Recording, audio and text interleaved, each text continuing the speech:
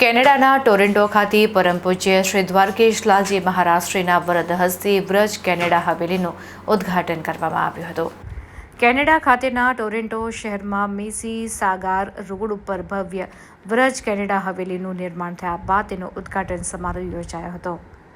આ ઉદ્ઘાટન સમારોહ પરમ પૂજ્ય શ્રી દ્વારકેશ લાલજી મહારાજ તથા તેમના લાલજી પરમ પૂજ્ય શ્રી આશ્રયકુમાર મહારાજ તથા શ્રી શરણમ કુમાર મહારાજશ્રીના સાનિધ્યમાં યોજાયો હતો.